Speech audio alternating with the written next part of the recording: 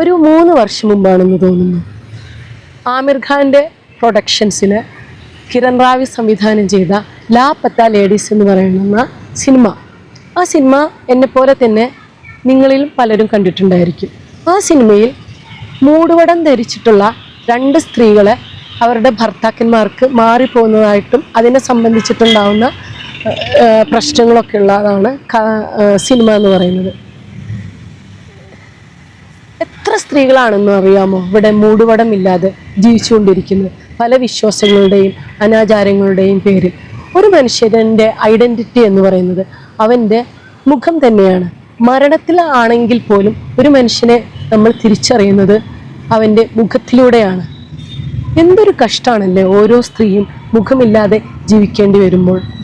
ഈ 21-ാം നൂറ്റാണ്ടിൽ സ്ത്രീയുടെ ശരീരം, സ്ത്രീയുടെ കൈകൾ, മുടി, അവളുടെ മുഖം ഇതെല്ലാം പുരുഷനെ മോഹിപ്പിക്കുന്ന വെറും ഒരു സെക്ഷൽ ഒബ്ജക്റ്റായി കണക്കാക്കുകയാണെന്നുണ്ടെങ്കിൽ പുരുഷന് അവിടെ യഥാർത്ഥത്തിൽ പുരുഷന് തോൽക്കുകയാണ് ചെയ്യുന്നത്.